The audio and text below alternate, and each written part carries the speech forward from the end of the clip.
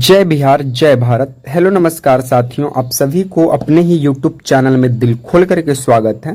तो जैसे में आपको लगातार पता चल रहा होगा कि इस चैनल से लूसेंट के जीके जेएस के प्रश्न करवाए जाते हैं जो सभी परीक्षाओं के लिए उपयोगी है, खासकर बीपीएससी शिक्षक भर्ती, बिहार पुलिस, बिहार दरोगा, बिहार एसएससी, रेलवे, बैंकिंग और डिफेंस एग्जाम। आप भारत के किसी भी प्रतियोगी परीक्षा की तैयारी कर रहे हैं, अगर आपके सिलेबस में जीके जीएस का जो सवाल है साथियों वो यहीं से आने को मिलेगा। क्यों? क्योंकि हमारे चैनल से सबसे पहले तो ये शॉर्ट डिस्कशन होता है और शॉर्ट डिस्कशन के साथ यहाँ पे सारे जो सवाल हैं वो PYQs हैं, किसी न किसी जो है प्रीवियस ईयर में सवाल यहाँ से पूछे ही गए हैं। तो पहले आप वीडियो को गौर से देखेंगे, जितने भी प्रश्न का सवाल का जवाब आपको पता है उतने को कमेंट बॉक्स में देंगे, ठीक है। तो चलिए बिना समय को हम गवाए हुए सीधे सवालों पर ही शुरुआत करेंगे। सबसे पहला सवाल आपको स्क्रीन पे नजर आता है। सबसे पहला सवाल कहता है कि संविधान की पहली बैठक कब हुई थी? बताइए, संविधान का पहला बैठक कब हुआ था? तो 26 जनवरी 1950, 9 दिसंबर 1946, 15 अगस्त 1947, 26 नवंबर 1949। तो संविधान सभा की पहली बैठक जो है वो 9 दिसंबर 1946 को किया जाता है और इसके लिए अस्थाई अध्यक्ष जो चुना जाता है उनका नाम है सच्चिदानंद सिन्हा जी को चुना जाता है। तो यहां से क्लियर हो गया। तो इस प्रश्न का राइट आंसर ऑप्शन नंबर क्या होगा? बी होगा राइट, ठीक है। चलिए नोटबुक में नोट कर लेंगे। इसका डिस्कशन की बात करें तो संविधान सभा की पहली बैठक 9 दिसंबर 1946 को हुई थी, जिसमें डॉक्टर सच्चिदानंद सिन्हा अस्थाई अध्यक्ष बने थे, ठीक है। चलिए नेक्स्ट।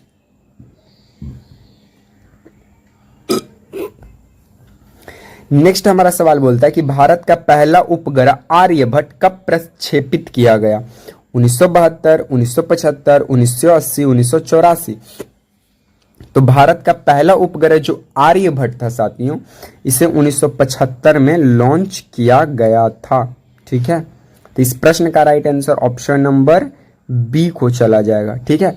और भारत में 1975 में आपातकाल की भी घोषणा किया गया था, आपातकाल का भी घोषणा किया गया था और उस वक्त की PM थी इंदिरा गांधी, ठीक है।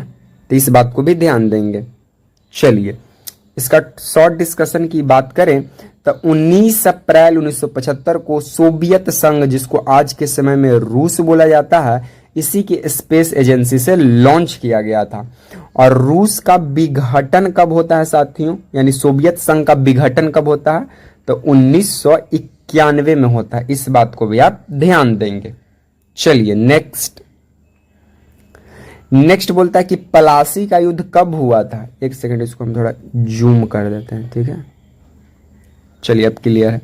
पलासी का युद्ध कब हुआ था? 1757, 1764, 1857, 1942।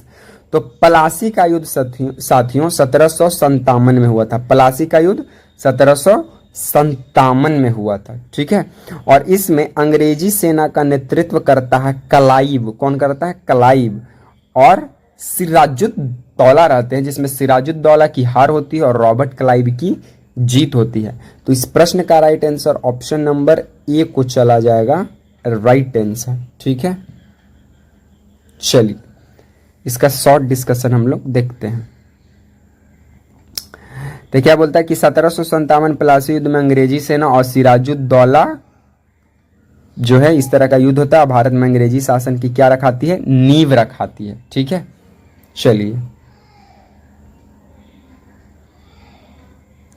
उसके बाद हमारा सवाल बोलता है कि भारत का सबसे बड़ा राज्य क्षेत्रफल के आधार पर कौन सा है? उत्तर प्रदेश, राजस्थान, महाराष्ट्र या मध्य प्रदेश? तो भारत का अगर राज्य की बात की जाए क्षेत्रफल के आधार पर सबसे बड़ा, तो वो यहाँ पे राज्य है जिसका नाम है राज करने वाला राजस्थान। तो इस प्रश्न का right answer option number B को चला जाएगा।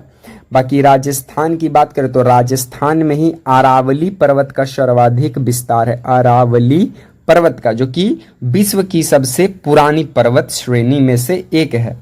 उत्तर प्रदेश की बात करें तो जनसंख्या के हिसाब से भारत का सबसे बड़ा जिला जनसंख्या के लिए वो है उत्तर प्रदेश। मध्य प्रदेश की बात करें तो इसे टाइगर स्टेट कहा जाता है। क्या कहा जाता है? Tiger state. ठीक है, चलिए इसका शॉर्ट डिस्कशन की अगर हम लोग बात करें तो राजस्थान का क्षेत्रफल सबसे बड़ा है, जबकि जनसंख्या में उत्तर प्रदेश पहले स्थान पर है। नेक्स्ट हमारा सवाल क्या बोलता है कि भारतीय संविधान की आत्मा किसे कहा जाता है? प्रस्तावना को, मौलिक अधिकार को, मौलिक कर्तव्य को, नीति निदेशक तत्व को। तब भारतीय संविधान की जो आत्मा है वो कहा गया है मौलिक अधिकार को। ठीक है, और मौलिक अधिकार की अगर चर्चा देखा जाए अनुच्छेद में तो वो आपको देखने को मिलेगा 12 से 35 के बीच में मौलिक अधिकार का उल्लेख किया गया है। तो इस प्रश्न का right answer option number B होगा। और संविधान का आत्मा मौलिक अधिकार के कहने वाले व्यक्ति हैं डॉक्टर भीमराव अंबेडकर। भीमराव अंबेडकर। ओके, चलिए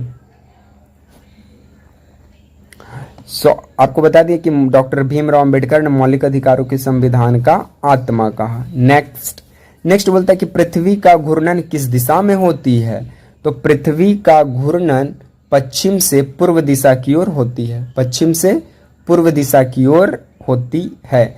तो इस प्रश्न का right answer option number A जो है वो सही होगा। ठीक है, चलिए इसी से पश्चिम से पूरब होती है। यही कारण है कि सूरज जो है पूर्व से उगता है और पश्चिम में अस्त होता है, यानी डूबता है। नेक्स्ट हमारा बोलता है कि भारत में हरित क्रांति किस फसल से जुड़ी है? चावल, गेहूं, मक्का, दलहन। तो भारत में हरित क्रांति जो जुड़ी है साथियों, वो जुड़ी हुई है किससे? तो वो जुड़ी हुई है गेहूं से। भारत में हरित क्रांति की शुरुआत 1967 से 1968 के बीच देखने को मिला है। और हरित क्रांति में HYV यानी हाई यील्डिंग वैरायटी बीज का प्रयोग किया गया।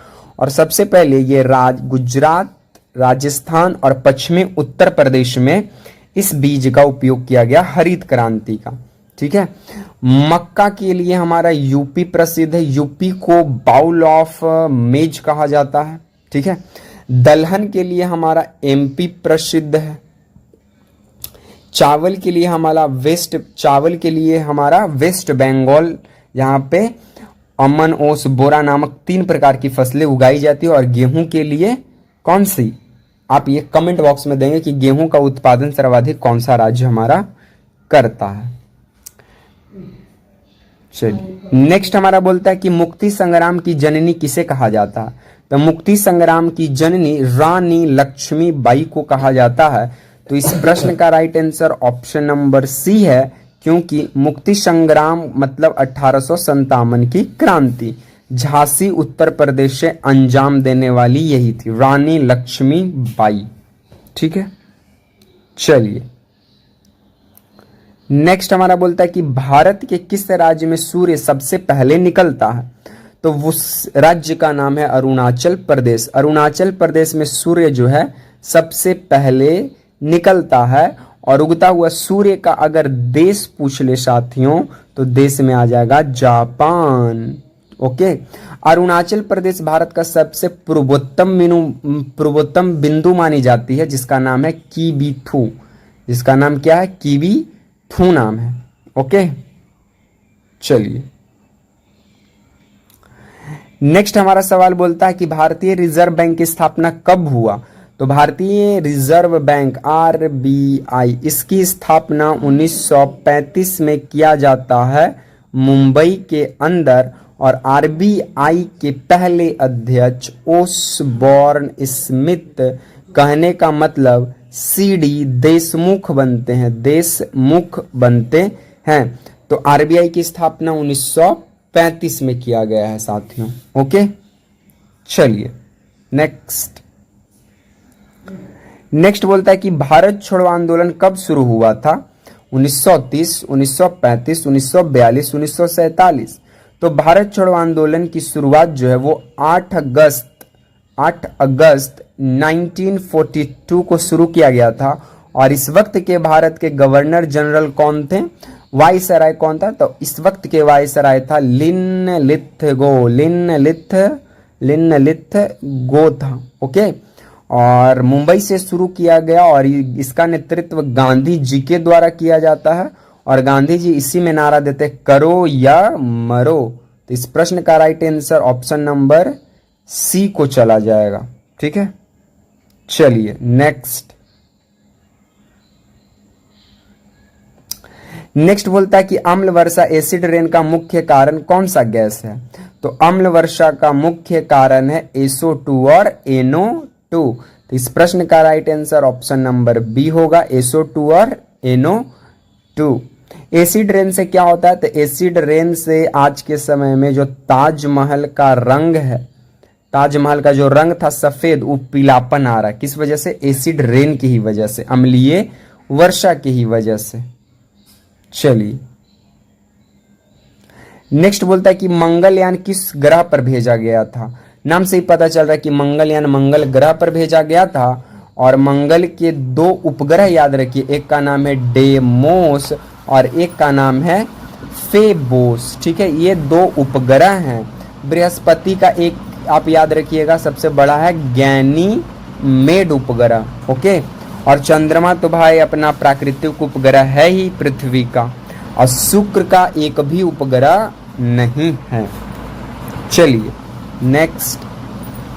नेक्स्ट बोलता है कि विश्व का सबसे बड़ा महाद्वीप कौन सा है, तो विश्व का सबसे बड़ा महाद्वीप एशिया महाद्वीप है और इस प्रश्न का right answer option number B होगा। और विश्व का सबसे छोटा महाद्वीप ऑस्ट्रेलिया महाद्वीप है। ठीक है, तो यहाँ से ये भी याद रखना पड़ेगा। इस सीरीज का हमारा लास्ट सवाल कहता है साथियों कि मानव शरीर में इंसुलिन का कौन सा अंग बनाता है, हृदय, मस्तिष्क, यकृत या अग्नाशय। तो मानव शरीर में इंसुलिन हार्मोन का निर्माण अग्नाशय ग्रंथि करता है और अग्नाशय ग्रंथि के बीटा कोशिका से इंसुलिन हार्मोन का जो है स्राव होता है। ठीक है, चलिए, तो इंसुलिन शरीर में शुगर लेवल की मात्रा को नियंत्रित करता है। तो साथियों आज को हम सीरीज को यहीं पे विराम देंगे। बाकी वीडियो पसंद आया हो तो वीडियो को लाइक करें, वीडियो को शेयर करें एंड चैनल को सब्सक्राइब करना मत भूलिएगा। इसी तरह के सीरीज के साथ आपसे मिलेंगे नेक्स्ट वीडियो में। तब तक के लिए आप तमाम साथियों को जय हिंद, वंदे मातरम।